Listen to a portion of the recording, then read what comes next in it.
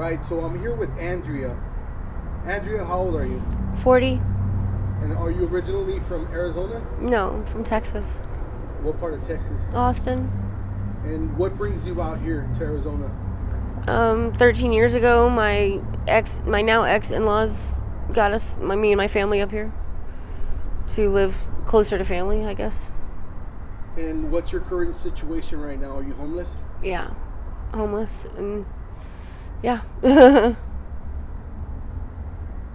How did you end up homeless? There's a lot more details than I really want to get into, but basically, I had a pretty good life. I worked for everything I had and I had everything. I was a hotel property manager for most of my career and most of my adult life, and my husband at the time, he didn't really contribute at all, and I left him, and in retaliation, he destroyed my life and got my kids taken away, and I left the home and lost everything. Lost my job, and as I was watching my life crumble in front of my face and I couldn't do anything about it, I just kind of walked away and stuck my head in the sand and disappeared, and nobody came after me. I'm sorry to hear that. Do you have any family out here still? No. No? You're all back in Texas? No, I didn't have any family there either. It was my husband's family. So how was your childhood growing up? Did you have both parents? No. It wasn't a bad childhood really, but I got passed around a lot. I didn't know my mom. My dad took me from my mom when I was 4, and she didn't ever fight for me or anything, come get me. And then when I was 9, my dad sent me to live with his mom, my grandma, in Texas. That's how I got to Texas. And then when I was 15, my grandma had a brain aneurysm and went to the nursing home and went to the hospital and never came out, basically. And so I just kind of took off with the first person that would take care of me, and that was my first husband. And I just kind of tagged along with whoever would take care of me throughout my life, you know. But it wasn't, I mean, the places, when I was somewhere, I was happy, you know. When I was with my dad, I was happy. When I was with my grandma, I was happy. When I was with my first husband, I was taken care of. I was good. So, and like I said, you know, once I got old enough and started working for myself, I was pretty self-sufficient and on my own. I was good. And then all I wanted to do was have a family and have kids and not do it to them, not, you know, show them the love that the stability that I didn't have. Whoops. And where are your kids at now? I guess hopefully they're with my ex-husband. What are their ages? I have 2 boys, and the oldest one is 22 and the youngest is 15. But my oldest one is mentally handicapped, so he's not on his own. He's still has to be with somebody. Do they know about your situation? I don't think so. No. I can't imagine they do. I mean, I don't know what they're telling them. Since nobody ever came to find me or find what happened to me, like, I don't know what they're telling them. Does your ex-husband know about the situation that you're going through right now? I haven't talked to anybody in 4 years. Since the day I left. So what do you do out here to survive? Date. I don't lie or steal very well, so I use what I got. Yeah. So I date.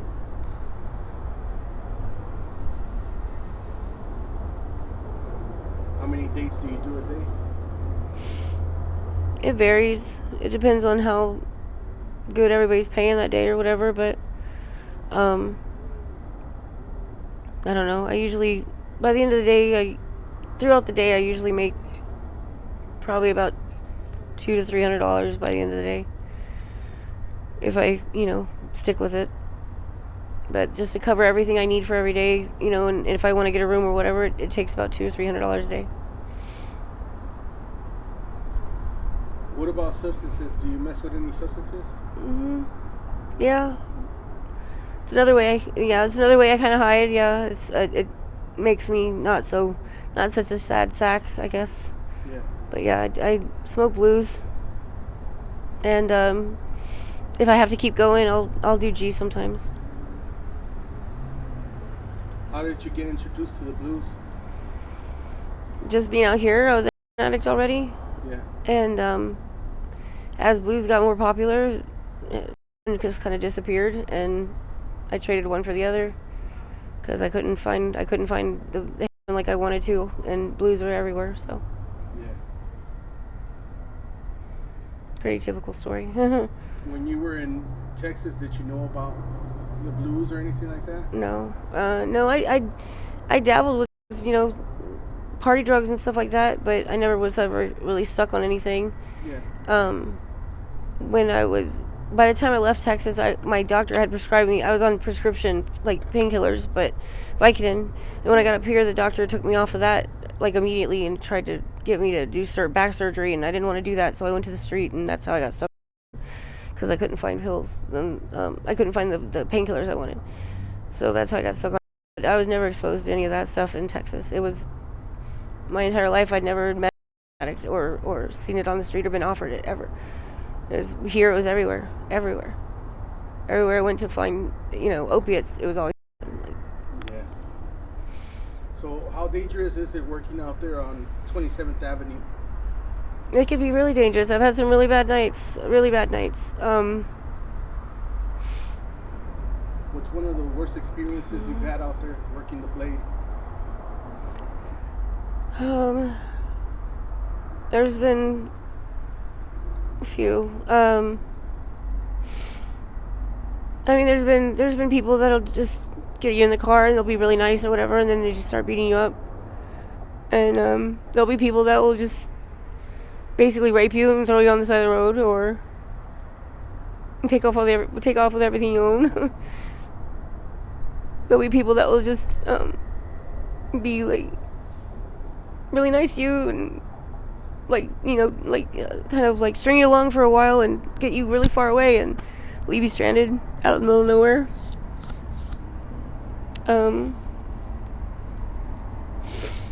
I've been held in a room like for 3 days, peeing in a bucket and only giving tap water, and raped multiple times. And luckily they didn't, like, that time they didn't really hit me or anything.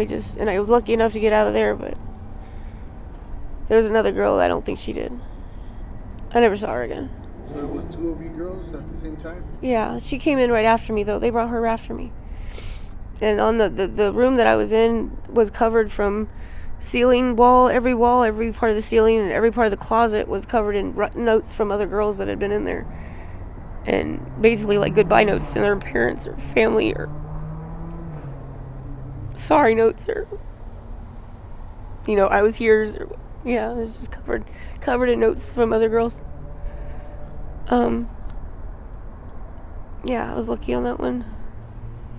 How did you manage to get out of that situation? It was actually kind of they were confused on who brought me there. Yeah. And if I was brought by one person, then that was supposed to be in that room. But if the person that brought me was actually the owner of the house, and he actually intended to actually party with me, but ended up passing out somewhere. So they just assumed, since I was some unknown girl there, that I was supposed to be in that room. So once he woke up and found out I was still there, he told them that I couldn't leave, and they let me leave. But I didn't want to leave without that other girl. But she wouldn't. They would let her go with me. And she was, I don't think she really understood what was going on. She was, there was something wrong with her. Like, she was you could tell her anything and she'd believe it. Like, yeah. She was very simple-minded, or something. There was something very wrong with her thinking and the way she thought and her mentality. And I wasn't able to talk her into coming with me. Not that I know if they would let her, but. So is that like a trap house out here? I guess so. I don't know. There wasn't or anything. They left us dope sick the whole time. Like usually trap houses are, places they get, houses and stuff, and they just. But I think I think it was Midnight Productions that had us there because they talked to us. They were talking to the other girl about making movies and stuff, and there was a lot of guys in and out of there. So it was some kind of human trafficking or Midnight Productions, something like that. When you got out of that situation, did you go to the police? No. Why didn't you report it? Because the police don't ever help us out here. Every time I've called the police, they always want to take me to jail instead. Yeah. They always want to see what's in my purse, or they always want to chalk it up to drugs or a drug argument or something.